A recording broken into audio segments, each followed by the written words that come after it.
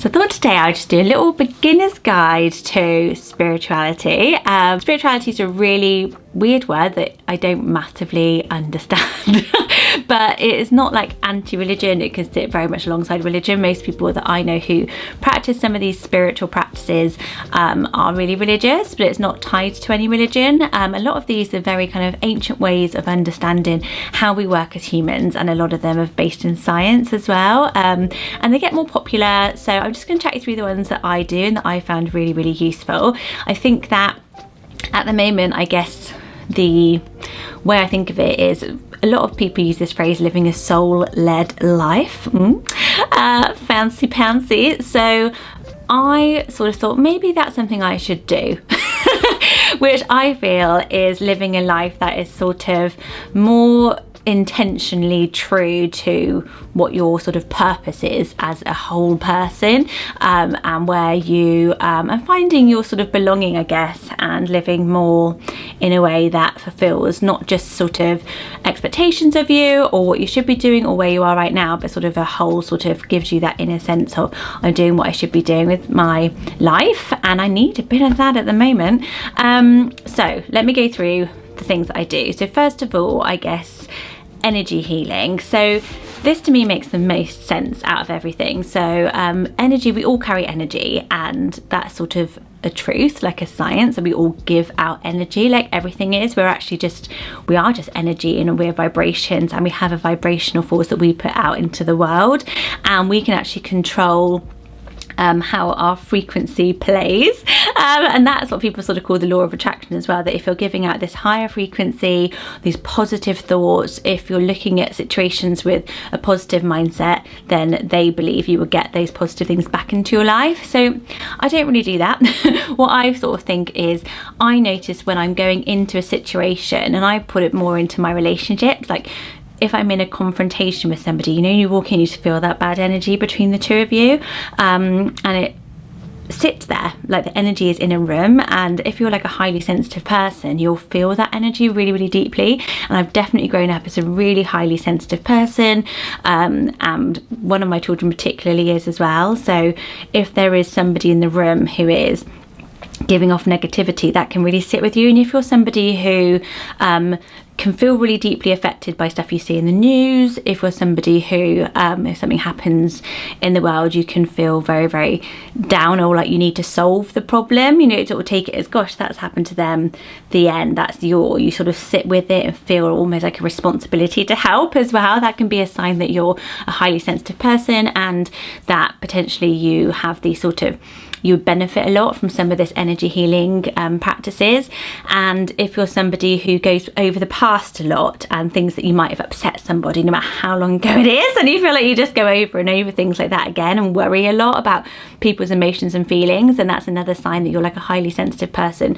And often highly sensitive people, you can't help it because the frequency you live on is this sort of higher emotional level, which means you're giving out more emotions, but also you're receiving more emotions. So you're receiving a lot more of that emotional energy from other people around you, and that's why you sort of need time alone to kind of digest it. But that's how I see it, and I really like the idea of clearing your energy before you go into a situation. So often I'll do that now. That's one practice that I do a lot.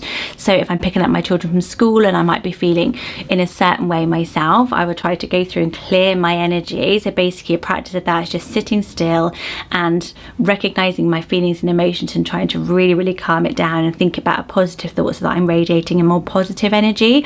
And I really think it connects with, I guess, parenting. The environment our children live in is us.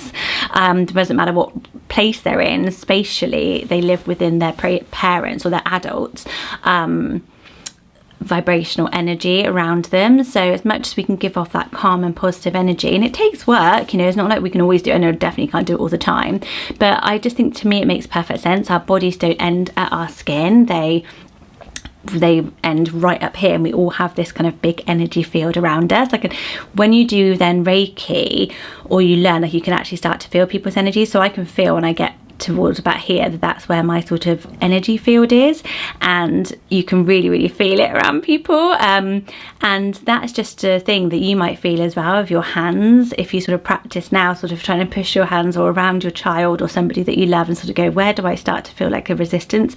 That's their energy. And if you watch, a really good show is Goop Lab on Netflix, Gwyneth Paltrow, and she does a episode all about energy healing, and I love it because it's very scientific and it's done with a doctor, and it's fascinating. When you understand that you're a highly sensitive person and you have a lot of energy and you're taking in a lot of emotional energy, it's really important to learn those practices to heal. And if you've got a child that's like that, it's really important as well. Another thing I do is intention settings. So this is about putting out, I guess, helping you live that soul-led life, I would say. So in the mornings, it changes every single day. I will wake up, and before I even open my eyes, if I can remember, not this morning, I had 2 kids coughing on me, but I will try to set my intention. And I first did this as kind of, instead of a New Year's resolution, I thought set an intention for the year, and I chose friendship, which meant that year I was just going to really focus on my friendships and not making new friendships, but on nurturing my older friendships, because I'd got really I'd sort of lost that connection a little bit in motherhood, so I'm making more effort to see friends.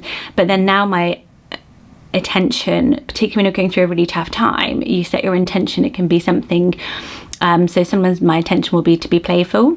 That's quite often my intention, because that's what makes me the happiest, and that's what I feel brings the best out of my kids, is if I'm really playful. Or my intention might be rest, to be really resting. So I'll sort of judge it on how I feel in the morning, and if you set that intention for yourself every single morning, then you live that way through your day. It just allows you to be much more in tune, and it allows your energy to increase, because you are living in a way that really is directional, if that makes sense. You just do it in your head, so you don't have to get into the whole like journaling and doing a lot of extra work or a big long meditation. You can just simply set an intention in your mind before you wake up, and it might be productive, it might be friendship, it might be romance, you know, it might be to focus on my relationship. And once you start setting that intention for the whole day, it will change the outcome of your whole day. And angel cards, I've really got into angel cards. I had this crazy experience where a mum at my school, one of Evelina's class mums, we just got talking, and at a birthday party, and we were just like, oh my gosh, her sister had been diagnosed with cancer, my sister had been diagnosed with cancer, and we were just really connected. And she was like, we've been sent together. She was much more advanced in her whole sort of spiritual journey than I was then. Spiritual journey, what an idiot. She was been doing this for a while already, and she'd been on lots of courses and stuff like that, and I hadn't done anything. But we started to talk, and we really got on, and she was telling me how she reads angel cards. I was like, come round, have a cup of tea and read my angel cards. And she read my angel cards, and I've never had a more intuitive conversation with anybody, much more than talk therapy for me, which I had done. She got into these roots of really interesting things. Cards act as a bridge between our heart and our head. An approach from a state of intention. We give permission to these cards or mirrors to reveal to us information that we need to know. Her belief is that the angels guide us, and she's led by angels, and she would channel an angel and speak to an angel, and we all have our own angels and our own spirit guides. So that's sort of her belief system, that it is literally channeling an angel. I kind of use it as, when we go through the cards, it will say it's your past, your present, your barrier, your unexpected help, and the outcome if you follow all these things. And it was all so accurate. And when it came to my unexpected barrier, weirdly, mine was play. And so interesting, so I just said about being playful, but play for me has always been where I've put my value as a parent. So I'm not the tidiest, I'm not the most organised, but I've always been able to play. So I've made that my sort of, in my head, my thing that I'm good at, and that I enjoy, and that is special about my parenting with a lack of other stuff, and it's not to say it's better, it's just what I can do well. So I've made it into a value, and this barrier card came up and she was like, this is so weird, I don't know why it's here, but it's saying about play and being playful. And it immediately just hit me in my heart, because I'd really lost a lot of that play with my oldest child turning into a teenager, turning into don't know how that happened, but it had been making me really sad, and it just sort of was my barrier and it was blocking me. And then we went through like talking about it, and then once you kind of release that barrier, and then she said to me this amazing thing as well. She said there's this relationship that you need to do some unspoken words, and your throat chakra is really closed up. And I was like, yeah, and I knew exactly who she was talking about. And then she explained to me about the higher self. And this to me again was like a little light bulb moment that I use all the time and recommend to people who are having a hard time. So she was like, we all have higher selves in her belief system, that our higher self would be timeless and would go across. She would believe that our soul gets reincarnated and we have different lives. I'm not too sold on that yet, but this idea of your higher self, that there's literally a presence, an essence of you that lives outside this body, that's your consciousness, which I do kind of understand and get, because where is our mind? Where does our mind exist? Where does our personality exist? And all those sort of things that we don't know yet about the brain and everything. So she recommended that I pull down the other person's higher self, and have the conversation out loud with that person who I've been in conflict with, and that I could resolve that then in my own mind without having to go to that person. So I did that, and I was sort of sat talking, feeling a bit silly for a while, and then all of a sudden all these words just came out and I couldn't stop talking, and I felt such a relief. And the other belief in this sort of spiritual world is that by saying those things out loud, obviously to the higher self, but that message would get to that person somehow in their subconscious, that if you're putting out energy, so if I'm constantly criticizing somebody, constantly behind their back, that's putting out negative thoughts about that person, that will sometimes manifest itself, is a belief system. So if I was constantly saying, oh, I hope your business fails, I hope your business fails, I hope your business fails, so that those words have power. And they could put that out into the universe, and it could happen. Not sure 100%, but I do believe if you're pushing ill intentions on somebody, then you should do that really, really, really mindfully, because it can affect that person, and it affects your energy around that person, and it affects that person's energy if it's somebody that you're in close contact with. So who are we to say that doesn't transport across realms and across time? So, and then you get into channeling, where I wasn't sure about channeling. I thought it was like being like speaking to ghosts, which is my absolute worst fear ever, and I find that really interesting in some ways, because I've always been terrified. Like, I saw the movie Sixth Sense when it came out, and it scared me so much. I almost remember it scene by scene, and I must have seen it like once, because it was like my biggest fear. And then whenever I've gone to anything spiritual, like walk into a room, somebody there who's like already does this channeling and all of this stuff, or I went to a spiritist church just once, and the woman was like, stay after, and I was like, nope. And she was like, you've got so much spirit with you, you're so spiritual, like you're like a high vibrational person, and you can easily open up and have this kind of contact. And I was like, what do you mean with dead people? That's not what I want. And I have had some experiences like that, but obviously I'm very close to people who've passed over and died, and I don't like the idea of them being like ghosts. I kind of feel like they've passed, and I don't know what I believe. It's a really difficult thing, so who knows.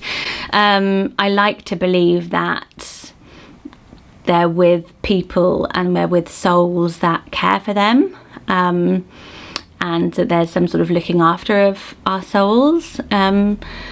Of course, I like to believe that, and I love to believe that there's a reunion, but I don't know yet, and I'm not going to sort of go into that, because I know a lot of you will have your own beliefs about that, and I respect all beliefs. I honestly do.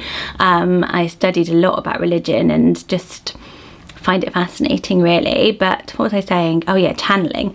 So channeling is, to me, about what we do when we do channeling, so I'm in this spiritual development group at the moment, there's a bunch of us, and we did channeling day. So you basically ask a question to each other, sat opposite each other. You can do this with a friend and say, you know, so my question was, should I get a job outside of the home? Because that's what I'm really interested in doing now that all the kids are in school.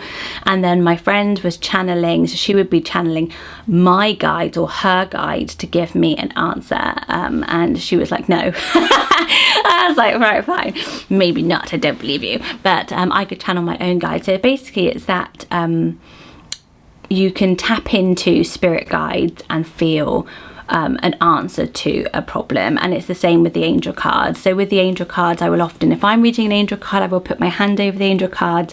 I will pull down the person's higher self and say, I'm here to ask this question for Amy. Should she go ahead with this big change she's making in her life? And then I would lay my hands so that I'm not healing or guiding. I'm sort of a channel for that higher self, or that energy that exists and that we can't see but is connected to us, that knows more about us and can help us in difficult situations. And my hands would go to a particular card, and that's a card I would turn over, and I have really strong feelings in my hands. So that's how I do it, and that's the belief. So it's not that you go to see a healer and that that person is a healer with healing powers who heals you.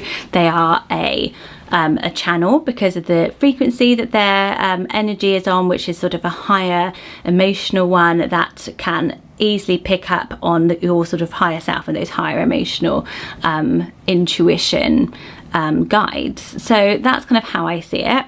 So it's a whole new world. So basically what I'm doing is taking part in this kind of spiritual development group. We just put it together ourselves, a bunch of friends who are interested in this type of thing, and we pick a topic each time. So we've done like reading auras, we've done channeling, we've done energy clearing the house, can't think what else we've done, saging and stuff like that. And then each week we sort of, not each week, but each time we get together we do something different. And I'm just going to keep developing it because I find it interesting, I find it useful. I want to sort of get more towards this soul-led living and taking that time to really understand myself and my purpose and my energy frequency and what that is trying to guide me towards. And if I don't listen to when people say to me, you're on this particular level of frequency, then maybe that's why I feel dissatisfied with certain parts of my my life. So that's that. Isn't that interesting? So let me know if it's interesting actually to you. I guess it is if you watched all this way through.